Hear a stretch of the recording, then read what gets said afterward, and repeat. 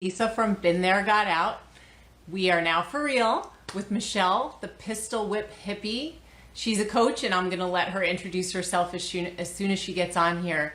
And we just did a little tech test, and I was talking about how we've been looking at each other's feeds and commenting on each other's posts for I don't even know how long. And so we talked about doing a couple of collaborations and came up with this super long conversation that I'm sure is going to go more than one session. So I'm just seeing if she's here yet. Not yet. Okay, I hope she remembers how to do. There she is. Okay. Invited you on, and I'm sure you know how to do this. I'm here. There you are. All right. Okay, so Michelle, I'm so glad that we connected and we finally are doing this. And I was saying that this is probably the first of several chats together on here because there's so much to say. Yeah. It really is. Right. So why don't you introduce yourself first? Okay, well, when you were explaining earlier the pistol whip hippie thing, I wanted to first address that because people were like, what does that mean? So when I started coaching men in group settings, what they really loved is I would come in, and at first they were calling me the machine gun hippie. Like I would just come in and rat-a-tat-tat off what was, this is what's going on, and that's what it is, and this is what you need to do. And then there was this hippie love piece that came after, like, let me align your chakras. And so in my yoga studio during the recession, when people couldn't afford private coaching, I started opening up the yoga studio to classes. So my students there started calling me the pistol whip hippie. I'm like, what are you guys saying? What is that?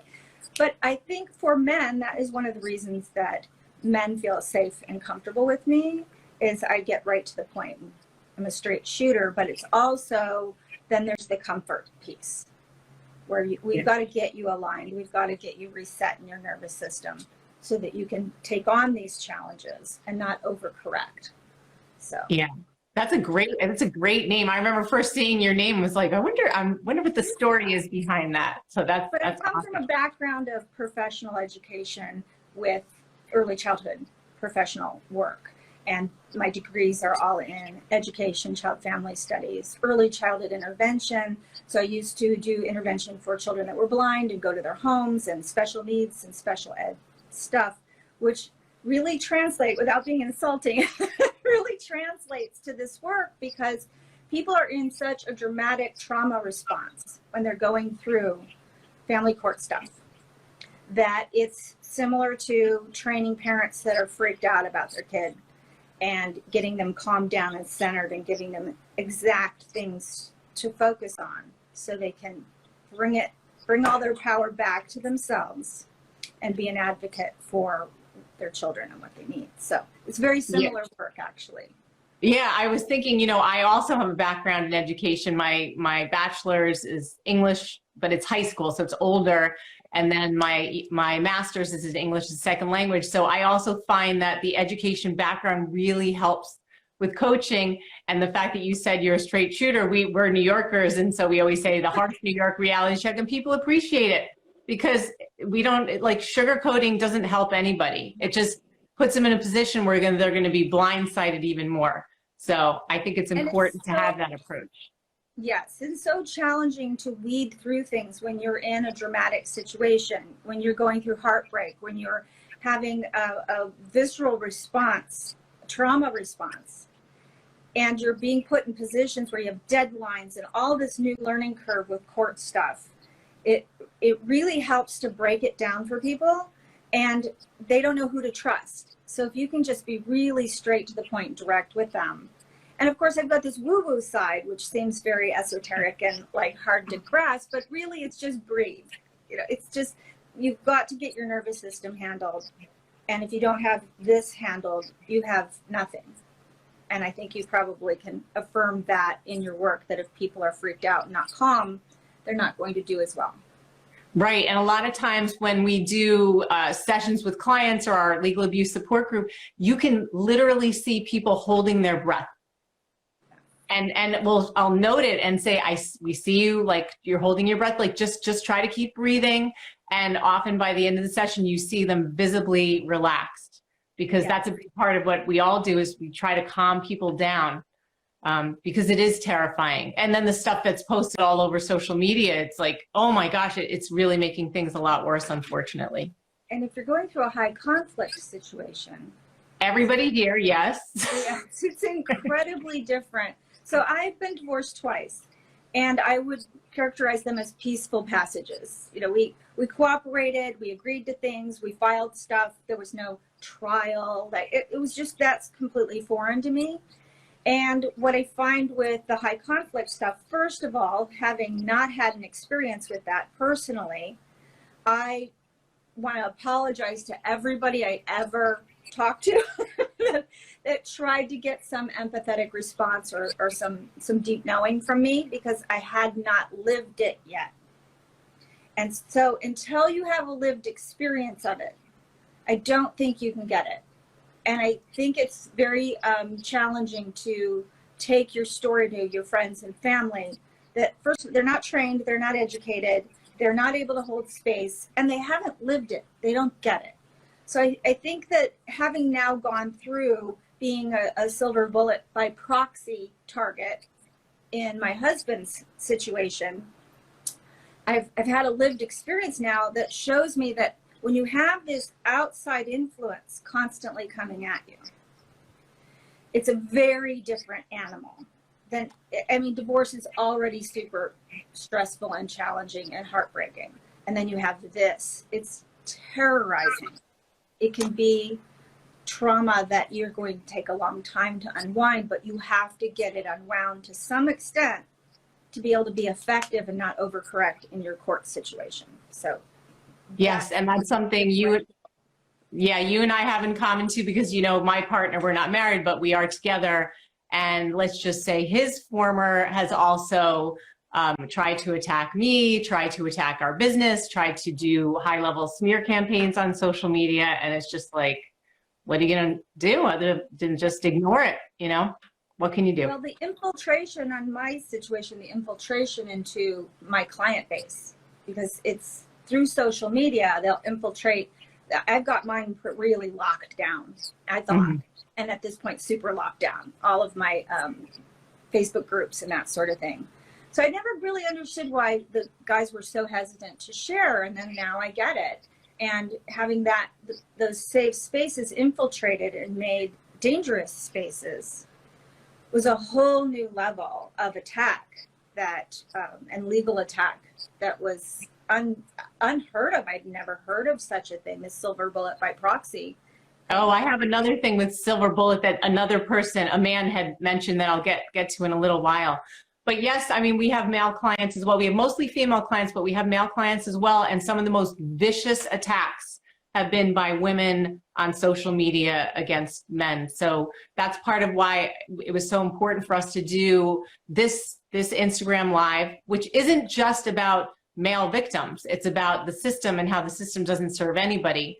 But you know, your background is mostly with men. So let's talk about that. So you had said specific, I mean, you said so many things, it was hard for me to keep up with all my notes, but that the family court system is not a male issue or a female problem either. It's a wounded human problem. And the system is really not meeting the needs of either gender, anybody who it was created to serve. So tell me more about that, because I know people would love to hear what you have to say. Okay, so if you're, let me just say this, if you are two people highly committed to having a peaceful divorce, you're going to get that. There will be nothing that will stand in your way of that. The family court system can't come in and make it not that. But if there's even the slightest bit of woundedness and friction and you're still in the heartbreak and the grief and all of that, or if you have one or both parties highly committed to making the situation very tense and as difficult as possible, that's when family court, I believe, doesn't have the, you're going to them to handle some legal documents. You can't expect social justice, emotional justice, healing from But we all do. We all do, right? All of us and our clients, we all, that's what we, give us the reality. I mean, I already know, but let's hear it from you too. Here comes the pistol.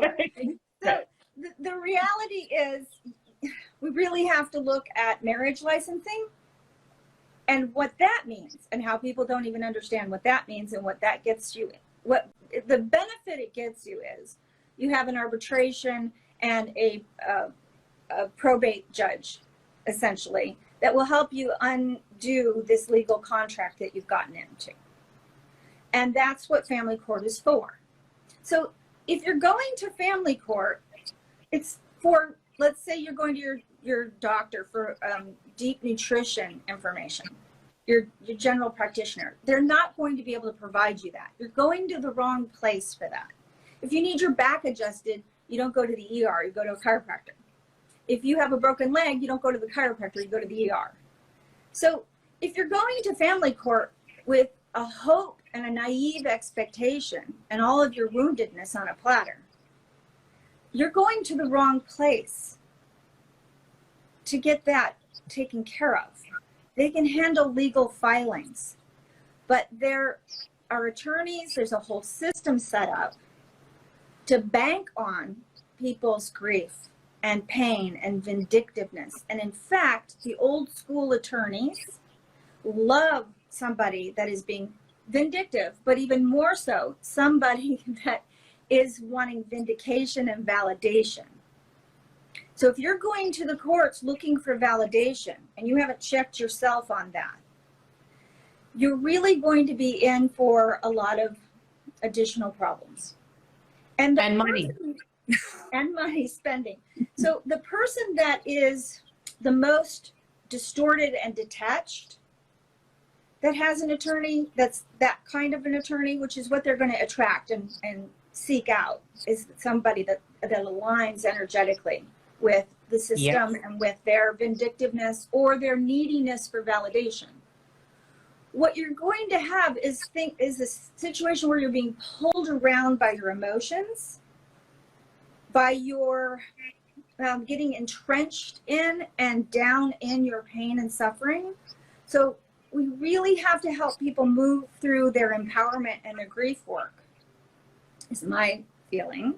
And that's why coaches and the softer arts maybe can come in and help people get to a good place of healing and wellness, so they have their power called back to them when they do step into these legal arenas, where the other person may be, they seem to be the ones winning because they are detached from the emotion of it. They're just like a shark going through the water. All the shark wants to do is eat. So there's this seal right here, they're going to eat that seal. They're not going to go, oh, well, let me assess whether this seal or this seal is the better choice. They're just going to Pac-Man their way through stuff. Whereas a thoughtful, fair-minded person that has been through trauma, that has some PTSD stuff going, they're the reason they got caught up in a imbalanced and abusive codependent type relationship. And this is not to victim blame, but it's not that who you are attracted the abuser, but the abusers are attracted to people that are fair-minded, that will give you the benefit of the doubt, will think things through, will consider everything, try to respond reasonably, try to give every option possible. And that really doesn't work very well in their favor when it comes to just navigating the legal system. You really have to take that somewhere else. And your friends and family are not the place to take it either. So I think this is a time in history when we're starting to have these other services come in that are providing for people's emotional well-being, and getting them emotionally centered and their nervous system potentially reset. I don't think a lot of people know about mind-body stuff quite yet, but that's what I do. So anyway, I've said a lot of things. And I know, and of course I have a lot of comments, and I'm like scribbling and making the phone shake. So, first what you were saying is I think it's important to recognize that in a court, like you said, their job and the lawyer's job is to get rid of the legal document, like to untangle the marriage, divide the assets, figure out the visitation. It's very limited. They're not equipped to deal with the emotion, and yet number one thing people come to us is they're terrified because they're like, I want well, not the number one, but a big part of their fears. That I want the judge to understand me. I want to tell my story. And then they get very upset and say, judges don't care. That's true, because it's a business transaction. I've been in the legal system for 8 years. I've tried the sympathy card. It didn't work. I learned it doesn't work. To talk about how you're being financially abused, how your kids are being abused, all this, nobody cares. There's certain techniques to use that do get their attention. And that is not a quick answer. And that's something as educators, we know it has to be learned over time and practiced.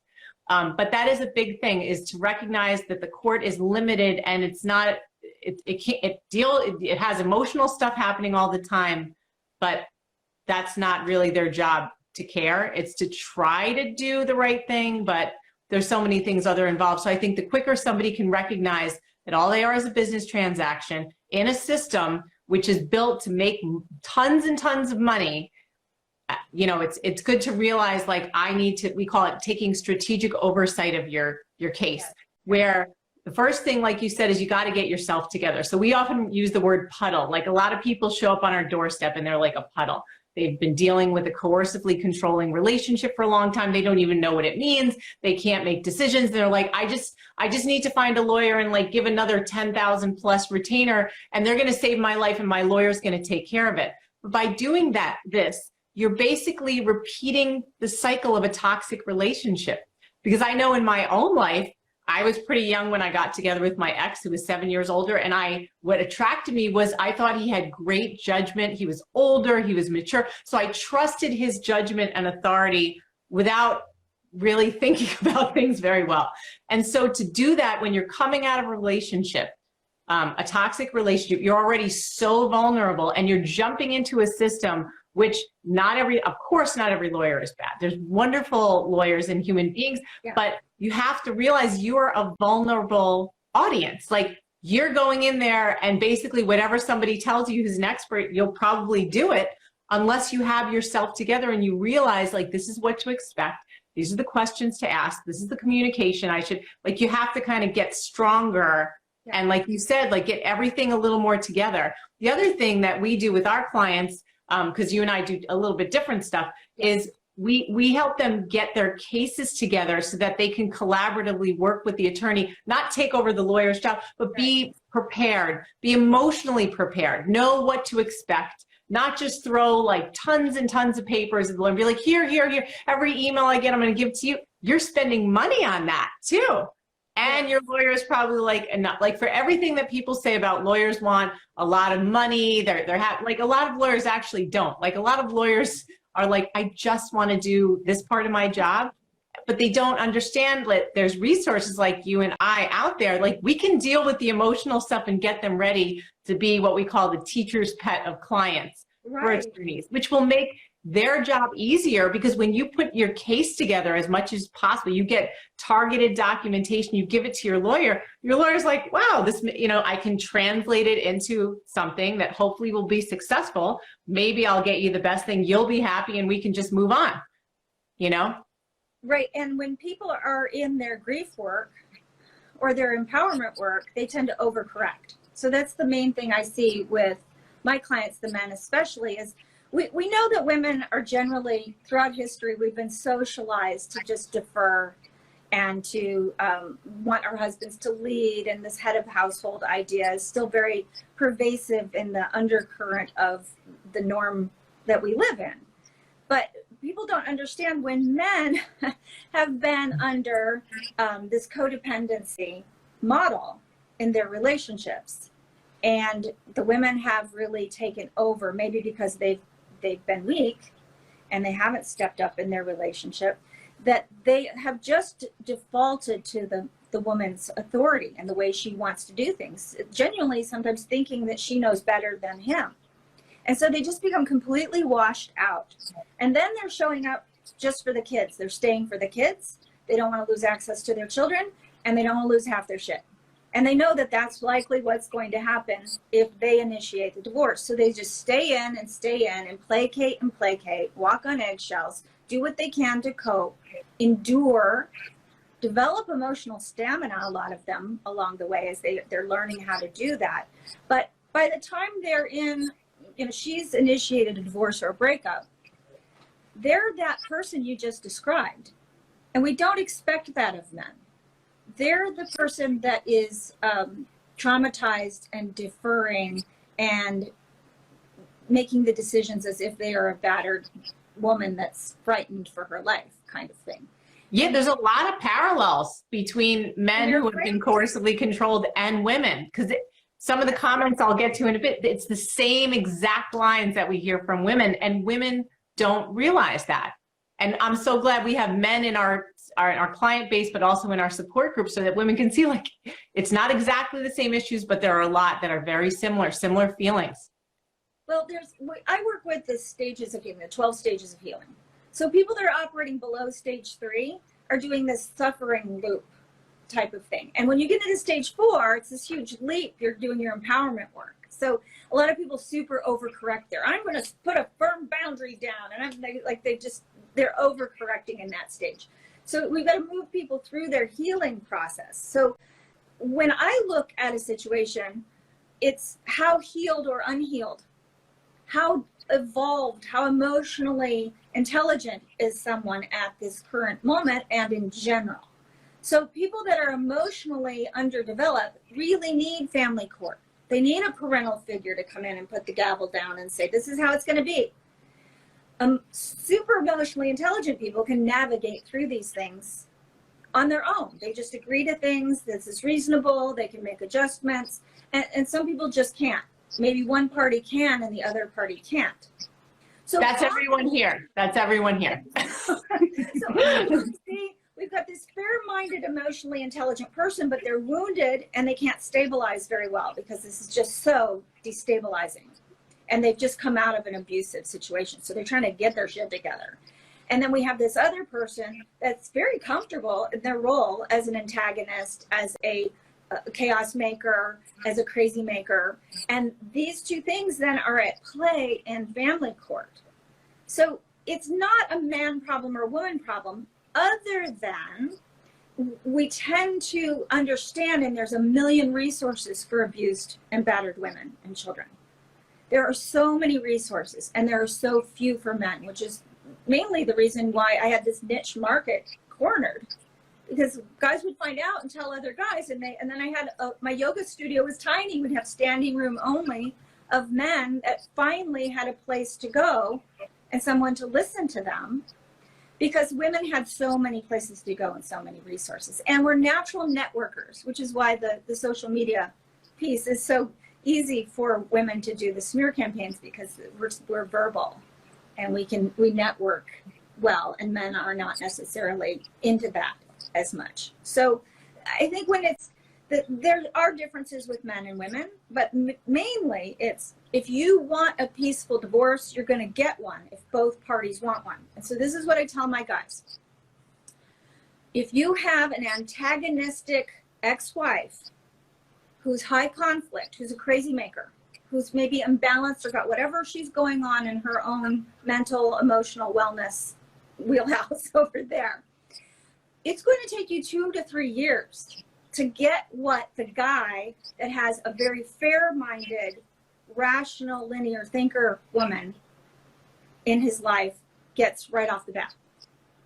So I'm saying more than 2 to 3 years, actually. Yeah, and if you mess up, or you're in woundedness and you're being very aggressive and angry about things, and I'm going to stand for my rights, and I'm going to get into the father's rights movement, God bless them, but it doesn't help when these guys are doing their overcorrection empowerment work stuff. They get really aggressive, and they come off as aggressive. And so you really want to help people have the time and the space to heal, and you've got to get it together fairly quickly, because if you've got court dates coming up and you don't want this thing dragged out, you've got to get it together. So if it's going to take you 2 to 3 years, with or without an attorney, to get what's fair and right, kind of, compared to the guy that gets what's fair and right off the bat. And I think for women, what I mostly see, and it's funny that I'm a men's coach there for that niche, but sometimes, like right now, I have more women than men coming to me for work. So that just kind of ebbs and flows. But women tend to have a man that is in power, that has status and money, and they're really at a deficit there. With men, what they have working against them is this overcorrection piece, as far as I see it, that they are not able to stand in their authority and their power in a way that the court likes. You want to do things the way the court likes to see it done. Yeah, that's making me think. It is. It's challenging for everybody. And we often talk about various, I won't get into it too much now, but the various aspects of persuasion. And one of them involves presenting properly in court. And the other is recognizing the system that you're operating in, and coming off as really aggressive is not going to work for anybody. Know your friends, keep your friends close, keep your enemies closer. Know your enemy, the art of war. You really have to understand the system. I didn't, because I was staying outside the system. I had divorces that were outside the system. So I didn't get it until 5 years ago, 4 years ago. And then we had a situation where a lot of missteps and mistakes had been made that we had to then untangle and tease out and get rectified. And so now 5 years later, we're finally in a space where there's what he would have gotten right off the bat, like my ex-husband did. So this is the pattern I see the most often, and the challenge that I see most often with men is their overcorrection and reclaiming their power. Because then they come off like the abusive guy, and they fall right into these traps that are being set for them, that are being very strategically set for them. Their subconscious checking for compliance, there's subconscious things that women do to make sure they're safe, or strategy that can be used. But what I'm talking about are plots, like contrived strategy and full entitlement, and having attorneys tell them, if you do this, this, and this, this is the result you'll get, and this is the story you tell, and they actually come to believe that story to be true. And there's nothing you can do to change their mind or change. You can't get over there into their space trying to change them. You have to work with this. And there's a tremendous amount of power. If you had anything to do with the relationship being dysfunctional, good. That doesn't mean anybody's blaming you. That means you have a tremendous amount of power to adjust things and shift the dynamic. You just have to be able to reclaim your power. Yeah, not easy. Okay, so we also, because you deal with a lot of men, even though you're dealing with mostly women now, we talked a little bit about why a dad might be in a high conflict situation, might be given additional hoops to jump through, even when there's no evidence of abuse or of being a bad parent. And I'm just going to say something specifically, and then you can answer it all at once. But for example, you use the term silver bullet, but we got a comment within the last few hours from someone that said that one of their biggest concerns was getting this thing that he called a silver bullet, and that's the temporary restraining order. And he said that you are guilty until proven innocent.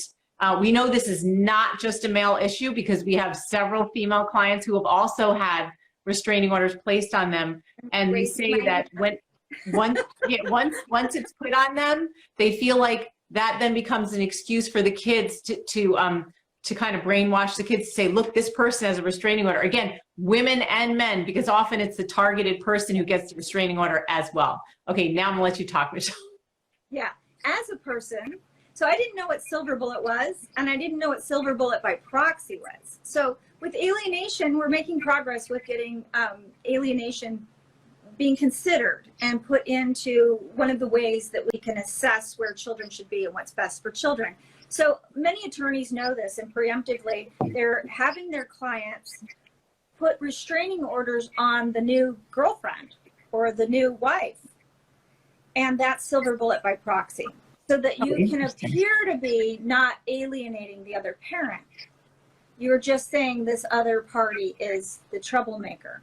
And talking with stepmoms that have been targets of the high conflict biomom situation, again, I'll say, if people want a peaceful divorce, they're going to get one. And if they don't, and they're saying something like, this is for me, is just the thing that all people can look at when the new love life interest is being targeted. It's, if you're in a custody dispute, it's something that's being used as a tool against you. It is. But we can break that down and go, it really doesn't matter that much. And it's really hard to get that brought into evidence, and it's in civil court.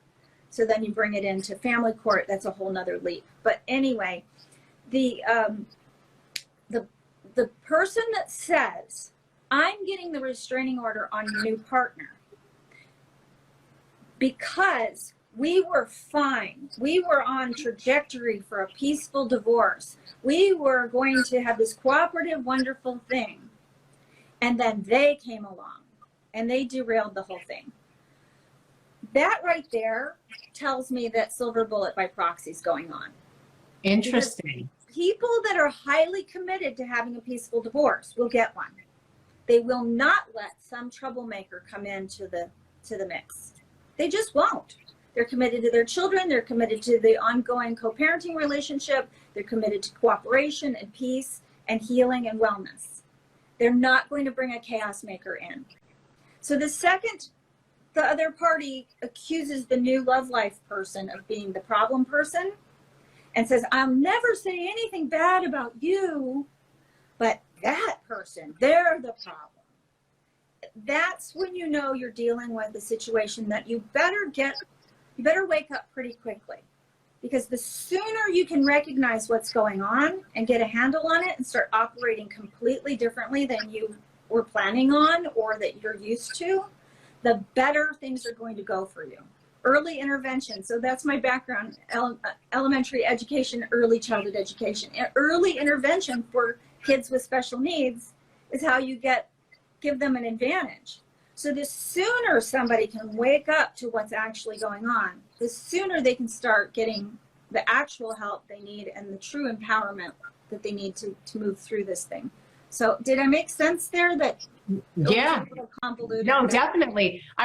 No, that was good. I mean, and I've never heard that before. I've never heard that term used like that. And I know we don't have a lot of people in our community, but we do have some clients who it's the partner. With some of our male clients, it's the new wife or the stepmom or girlfriend who got in touch and said, I'm concerned about my husband or boyfriend because they're being completely taken advantage of. Right. So they also have felt the effects of the abuse. So it's like abuse by proxy. Yeah. So they're abusing you and think about it. If somebody is saying to you, your choice in a new partner is bad and horrible and wrong, but I totally respect you. Right. No, you're saying, I absolutely don't respect your choices. Your decision-making is off. You're a problem person because you brought this problem person into things. So there's no way to really divorce yourself from attacking the new partner and attacking your former partner. It's the same thing, but they right. think that they're making it, I will never say anything bad about the father of my children or mother of my children. But this person, I'm going to tell the children all the things. It's like that right there. If they can't understand that by saying the person that you're choosing to be with is the problem person, you're saying that the other parent is a problem parent. They can't make good decisions. For judgment, right. So that right there for me does it. If somebody's coming to me and saying that, and we've had that happen to us, it's like, no, I know that I'm coming in and setting healthy boundaries and being clear about what I can and cannot deal with. And he's now setting these boundaries and you're mad. So that's really what's going on there. And the sooner you can get hip to that and just move back from that space emotionally and start just setting things up. So for me, the big one is communication. The way you communicate has to be in writing. There's no more phone calls. Like if you have somebody that is coming at you and actually crossing over to get a harassment order on somebody they've never even met before, this is like, okay, now this is done now. We're going to adjust how communication is going to happen. So parallel parenting is what I advocate for anyway, because that's what healthy people are doing. If you're respecting each other's boundaries, you're doing parallel parenting. You're running alongside each other, respecting each other's lane. And you can merge over if there's health and wellness there and respect. Yeah, no, not in this our audience. You have to just keep doing this parallel thing. And instead of reacting to and counter parenting, because that's what a high conflict person is. They're constantly positioning. And let me just say that is about that person's nervous system being fried. That person not having coping skills, not having maybe their brain chemistry, their frontal lobes never quite got activated. They are dealing with their own trauma stuff internally in this weird way. They're not dealing with it in an effective healing format. Or maybe they're taking a lot of anxiety medication or something, and they think they're dealing with it. Yeah, we have no control over that. No control over what they're doing, but we can absolutely control what's going on inside of us and work with that and use this as an opportunity for self-discovery. And I wrote a little book called the Rejection-Proof Dating Guide back a million years ago. But the gist of it was, if you frame everything, your dating life, as self-discovery work, there's no rejection in it. There's no trying to get the other person to see that you're a good person, that they love. Why can't they get a second date? And why can't I make them attracted to me and like me? And it takes all of that out of it. This is a self-discovery journey. Whether you like it or not, you're in a rite of passage when you're doing a high conflict divorce. Yeah, we are all getting educated. I mean, how many people say I got a degree in whatever abuse that they never wanted? Yep. Yeah. Okay, I got some other comments I wanted to bring up to you. Like someone had said that a man had said that his biggest, one of his biggest issues is he hasn't been able to speak at all in court in the past 5 years. He has a teenage daughter who is self-harming, and she's had multiple suicide attempts. And the judge keeps saying it's not that bad. So how do you help your clients handle like these, if you can, life and death situations where their experiences are being minimized? And I want to note that even though a man wrote this, I'm sure many women can relate to the same thing, because it's the exact same thing that our female clients deal with, is like the judge is minimizing what's happening. I'm terrified for my child. Like, what's going to happen? Well, I'm sure you and your husband and your work would be better able to serve somebody on the legal end of that, holding their hand, walking them through all the steps to get there, to get their story heard and get things laid out in such a way, because that's what it comes down to. Who's laying out the story in the most seamless, easy way. But in my work, it's the thing people hate to hear. They're just like, oh, really, Michelle? Thanks a lot for that. Be a point of reference parent. You just have to pull that back and be the household that is providing the point of reference and allowing that child's nervous system to decompress with you, which means you have to get yourself under control and managed truly. You have to do a lot of healing work, and you have to have your nervous system calm and centered so that when you're touching your child, when you're speaking with your child, you're from a grounded, centered place. And your household is a living, breathing example, a terrarium, if you will. They're in this like beautiful little ecosystem of awesome, where they're having this experience with you that feels like a yes to the human spirit and the human nervous system. And I know people don't like to hear me saying my woo-woo talk about it, because they want to know what they can do legally to win. And I'm just going to say, you need to get your justice in court. You need to get your parenting plan dialed up. You need to have it as detailed as possible, and you need to document and follow through and put things on record. So there's a whole story there over the years. Maybe some judge will look back through all of it and go, hey, I can see what's going on here. So you need to do that, yes. But ultimately, the thing is, you have to create peace in your mind and your body and your spirit, and your home has to be a safe haven for your children. And it also has to be a place where honest talk is safe.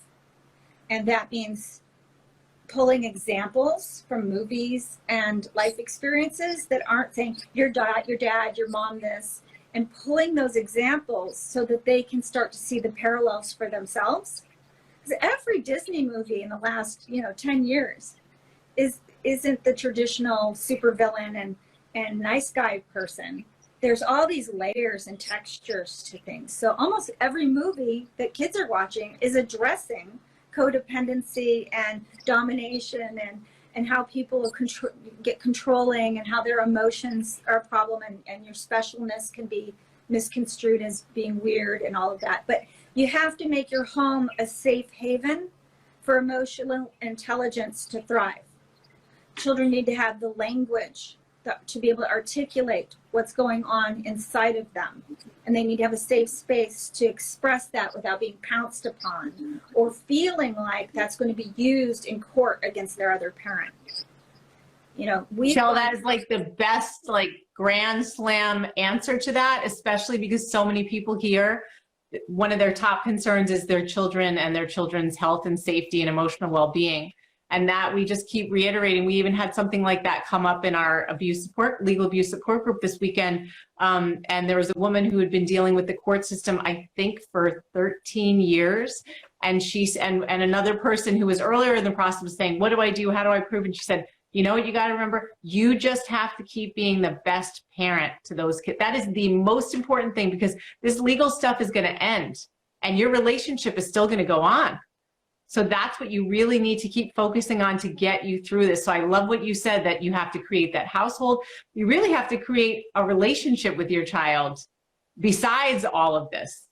Oh, yeah. So, I mean, getting out into nature is the easiest, fastest way. Reading books to children is the fastest way. If you have no emotional steam left, you're exhausted, and you can't seem to manage your own emotions, you get a book, and I don't care how old the children are, you sit down, you get in bed with them and read stories with them. And that's an easy, lazy parenting thing to do when you're burned out. You can at least do that. Baths, water, anything that's common, going camping, getting out in nature, giving them a childhood where they can unplug and go and really just, jump rope and find frogs and paint rocks. And that's become our focus in our household. And I know not everybody's able to do that, but I do want to acknowledge that there's going to be a lot of people that are going at this advice, because it's like, okay, whatever. And it implies like you're not providing for your child or you're not being a good parent. You are, but in this particular type of situation, you have to understand that the level at which you have to mature yourself emotionally and the level of rites of passage work that you need to do within yourself and demonstrate for your children, you being brave, not stoic, feeling things, but not being an emotional wreck. And also being honest and clear with children. This is, how do I know this is a problem? Because this is how healthy people respond to things. And here's an example of that. And here's how unhealthy, disordered people that are distorting things all the time do things. Nobody goes and gets a harassment order on someone they've never met because they think their Facebook posts from years before are about them. Nobody does that. That's healthy. Nobody lures that person into situations and comes into situations and tries to get proximity with that person to get them to violate that order. That's healthy and well and interested in a collaborative co-parenting arrangement. Nobody healthy and well that wants those things acts like that. So there has to be some addressing of it. I'm not in the camp of just glaze over and make everything happy and wonderful and bypass. No, there are ways to do it, and you need to learn the ways to do it. There are parenting classes, and this brings us to a lot of the hoops that especially men are made to jump through to prove that they're not the one that's being the problem parent. Are classes that you can feel really upset that you have to spend money and time on when you're not the problem parent.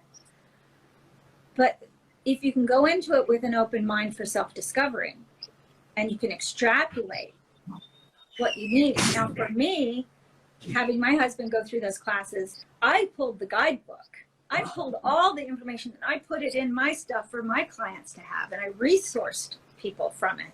And we utilized it. We maximized that. And we also knew it was a hoop to jump through to prove that he wanted his children, that the allegations of him not wanting his children were wrong, and that he saying that this is just a power struggle that you're seeing here. This isn't anything other than a power struggle and a fear response that's being played out right now, and this attorney is maximizing on. In order for him to prove that that was the case, he had to go through the indignation, the demoralization of having these punishments put on him. And one was this communication app, and we had lobbied twice for a communication app to be used and couldn't get it to fly. And then she came at him wanting this communication app to try to punish him. Well, this judge knew exactly what he was doing, but I think to the uneducated eye, it would look like we were being punished. These guys come in with their orders, and I'm like, look right here. This is a tool you can use. This isn't a punishment. Look what the judge did. He said, you don't have to answer her no more. You're off the hook with that feeling of, I better answer, I better respond, or I'll look like I'm not the parent that's cooperating. And no, look, That's exactly how our women feel too. Women, same exact thing. Yes, you don't. Dads help everyone. You don't have to do that. And here's what the only things you have to respond to, and it's going to cost you $5 to answer her. So now you have a reason not to answer, unless it's pertinent. If you don't have the money, you're going to come back to court and say, hey, this is breaking me to communicate, so I'm just not going to be able to use this app, and they let you off of it. Like, there are ways to work with things, and those communication apps give you a shield. If you're the one that's being accused of things you're not doing, you've got this app in place that supposedly is to punish you, but it's being edited by the program that's there to edit you because you're the offending party. And we're like, edit away. Yay. Good message. Good message. We're going to get little stamps and little gold stars on every paper. For a couple of years, we kept using the app that we were ordered as some punishment to use because it was such a benefit to us. We were never going to get accused of the things we've been accused of. Again, because it was all right there. It had been run through the editor. The judge had access to it, and everyone could see that there was a good message, every single message, for 2 years straight. So yeah, I love your perspective. Like a punishment, but if you can flip the script and turn it around, not to harm or hurt somebody, but to empower yourself and use it as a tool, and realize that most guys aren't getting, or gals that are being targeted by an abusive person, you're in there fighting for a couple of years, documenting and court dates and all that anyway. So you might as well utilize what the judge gave you to show who you are and to show your level of commitment, rather than going, oh, I'm punished. And I see so much of that in the father's rights movement, for example. It's just like this woe is me thing, and they're making money on it. They're selling t-shirts and having conventions and keeping people on that lower end of the 12 stages of healing. If you can keep people below stage 3, you can keep profiting from them. Empowered people that see the matrix and can see and can hover over it and observe the thing and understand the system and how it works. You may not be able to do that when you're down in it. That's why coaches like yourself and your husband that have been trained and certified and have gone through the work and have talked to 1 million really quality professional people can hover over it for you and say, here's the big picture. Let's keep an eye on the prize of the big picture, rather than getting down in it and wanting to win the short-term win, which will never give you peace and never give you emotional justice. And mom is not coming to save you. The judge, parental figure, is there for a reason, being a parental figure, but are you really the person that needs a mommy or a daddy to tell you?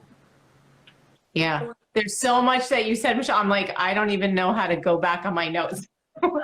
But like what you said about that mindset of being angry and aggressive and just staying down there, it doesn't help anybody. And it refers back, it made me think of the culture of fear that's being promoted, this culture of victimology, especially on social media and family court. You know, you've been doing this for a while. There are so many ways to empower our clients and people to get through these situations. And then referencing back what you said about the parenting apps and things to do with your kids, I found myself and also a number of our clients, even though we didn't want this, we're forced to be better parents because we actually have to pay more attention to our parenting. So what you're talking about with taking these parenting classes, and then also what you said about reading to kids no matter what age. Like I said, I've taught high school. I used to read out loud to my sophomores, my 10th and 11th graders, and they loved it. We'd turn the lights off. They put their head on their desk. I read like a Goosebumps series to some of them, and it was like they didn't get that since they were little kids, and they love it. And it is a way to really calm them down and have positive associations with reading, which is a whole other literacy thing. The other thing I just wanted to add to your list is about, you know, you said about being in nature and all woo-woo with, well, I'm not as woo-woo as you, even though I'm often called a hippie. I have been since I was a kid with my style. But one thing I did with my kids was I would walk with them all the time. We'd walk to school, even all through high school to the bus stop, walking the dogs together, where you're not facing each other, which is fine, but it just makes it easier, and you're outside, and it really also helps you bond over good things, but as well as bad things, you get through it. So that's something that I recommend that I've been doing with my own dad since I was really little, and I remember that, and I wanted to repeat that with my kids. Dads and kids. So there's a great book called How to Talk So Your Kids Will Listen, How to Listen So Your Kids Will Talk. I know that book. Teens also. And one of the standout pieces for that is how teens especially, they'll start talking to you like the last 15 minutes of the car ride. Yeah.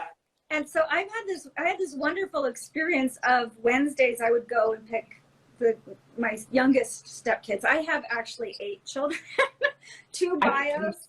I'm 55. So I have 2 bios. I married a man that had 3 children already. And then we divorced. We had our child.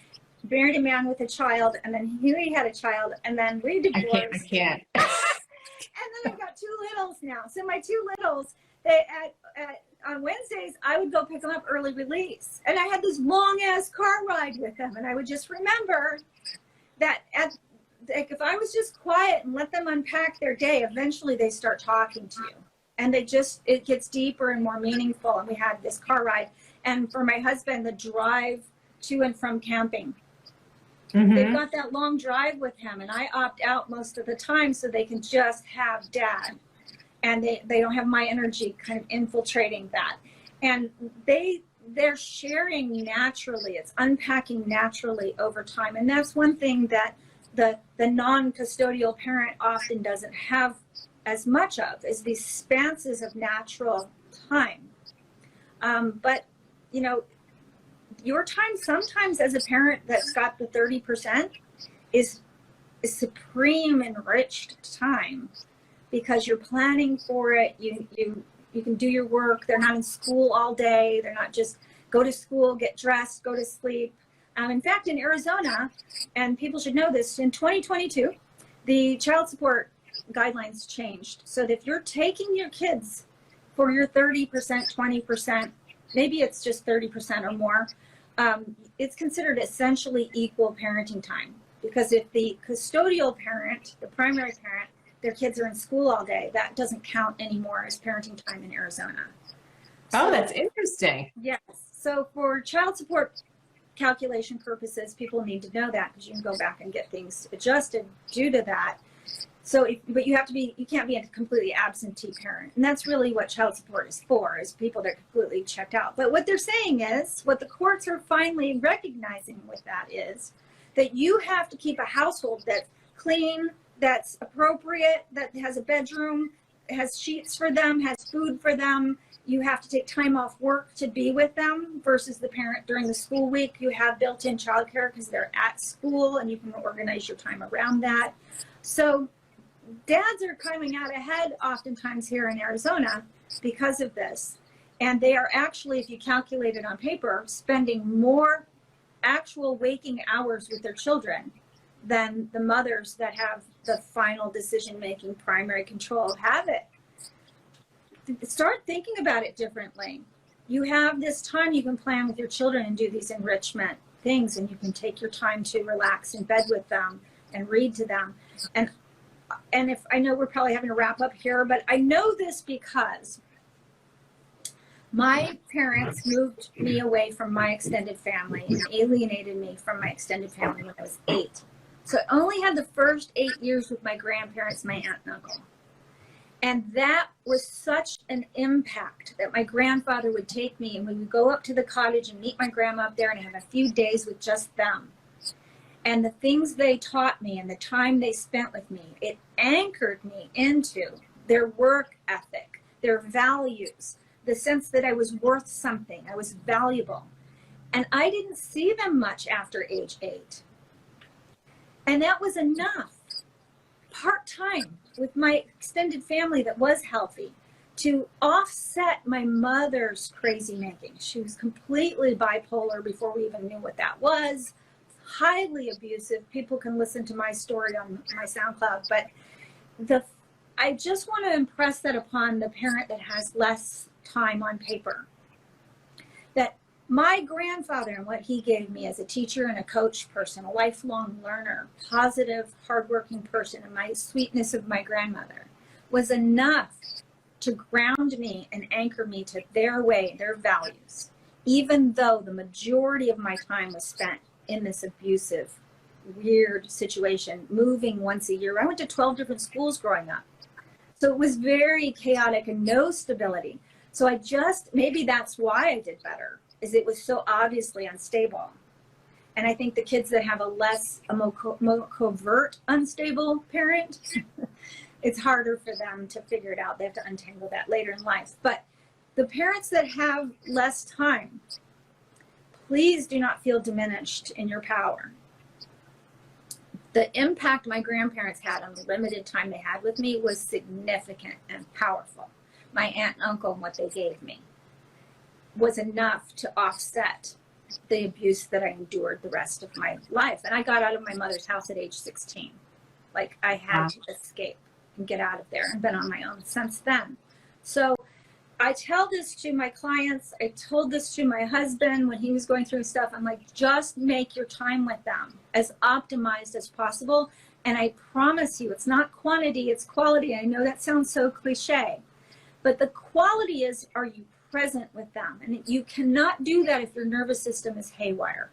And if you're over there trying to get some parental figure in court to give you your power, you will never be able to be anchored in your true power. That has its place. It's a tool.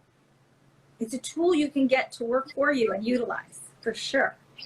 But you have to be anchored in your own power for your children's experience of you to feel good naturally. Human beings naturally gravitate to what feels calming and centering, even if they're in another environment that's chaotic, and that feels normal when they're there. When they come to you after a few hours or days, they decompress and they start to calibrate to your energy, to your calmness. And their nervous system goes, oh yes, this is what humans are supposed to feel like naturally, not this other thing. And you end up winning ultimately in that regard, because you give them a point of reference on every level, not just superficially play acting like everything's fine, but really be fine. And your kids are going to be fine because they're going to anchor to that dynamic. And you may go through stuff. I mean, my kids, my oldest step is 40. She's turned 40 this year. So I have grand step kids that are older than my youngest step kids. My bio daughter is 30 this year, and my son is 18. So I've gotten all my kids through high school and having kids. I have 7 step grandkids. And then I've got these little kids that are in this completely different situation. So I guess my journey is to learn about this now, to be immersed in this now, and to take that to other people and help them along. So maybe that's true for people that are listening to this, that your definitely emotional growth journey is about this right now. Do it. Just do it all the way. I mean, that is so comforting. And I know that's going to really comfort a lot of people here, because like I said, they are terrified that their kids are going to be destroyed by having to spend time with a toxic parent, which is, you know, out of our control a lot of the times because of the court system. So I think the story that you told also about your grandparents really grounding you and anchoring you is helpful.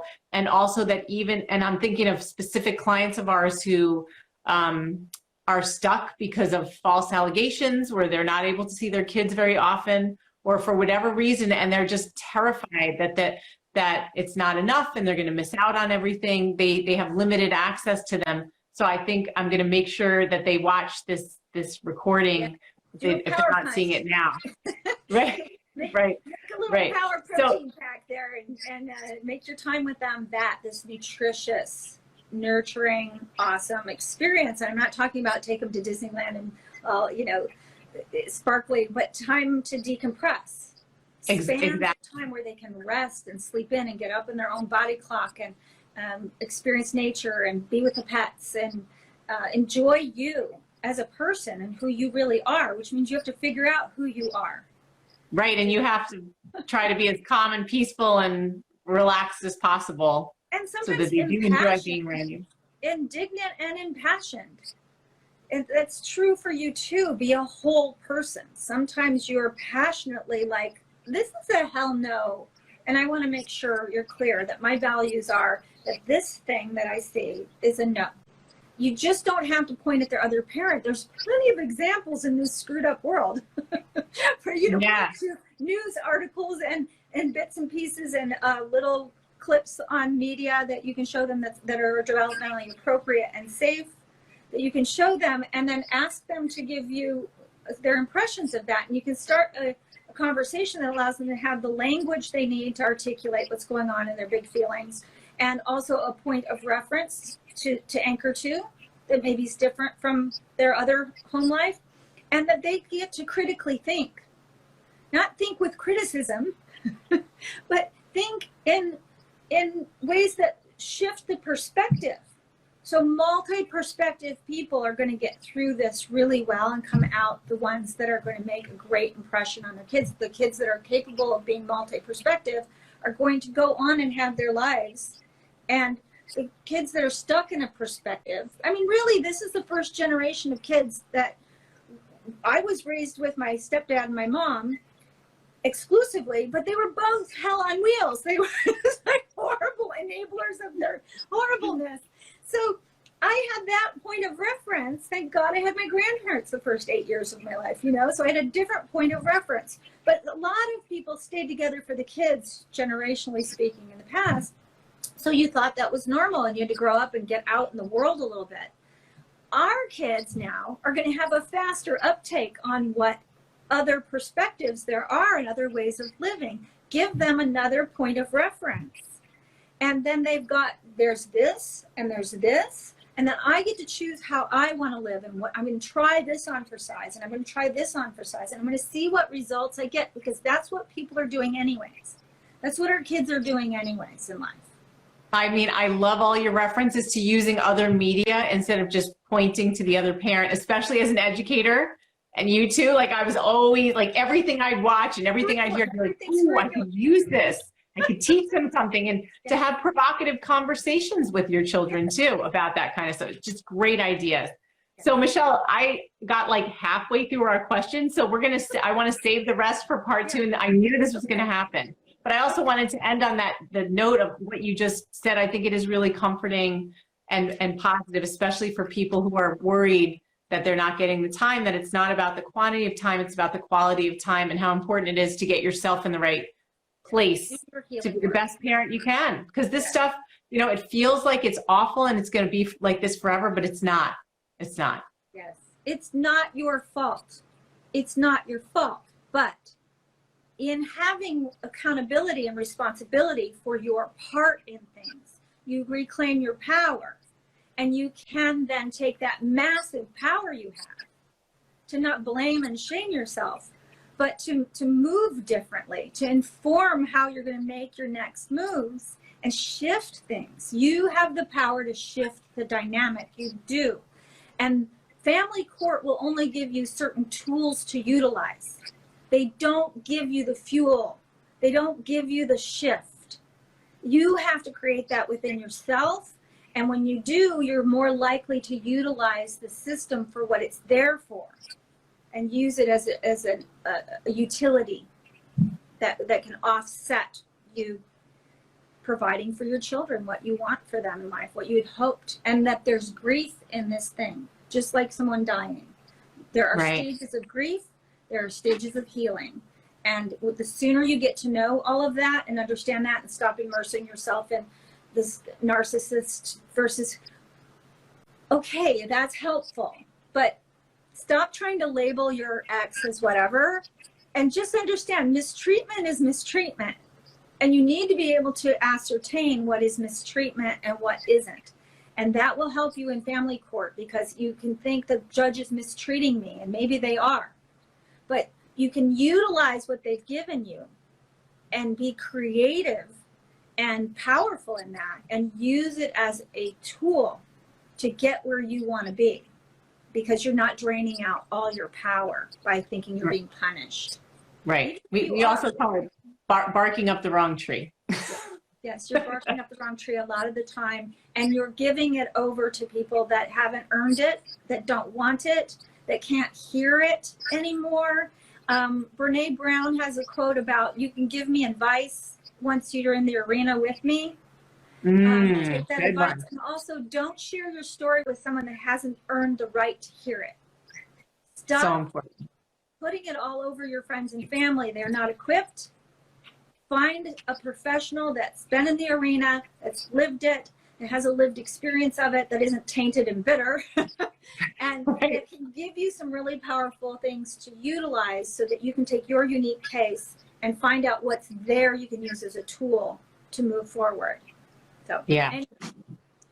Michelle, how can people reach you? Like, is your plate too full? Tell them how to find you. I'm semi-retired at this point, so I'm more like a librarian right now. I curate information. I find great people like you guys, and I hook my clients up with those services, and I have an online school, so you can email me at inspiredlovelife@gmail.com, and I will hook you up with the links that will give you all of the referrals. All of my high conflict parenting materials that I have in my online school include links to you and this account, and also other people that I think are helpful and empowering that I've already kind of pre-screened, and the books and the resources and the things that I've extrapolated out. Like, here's what you need to know right now.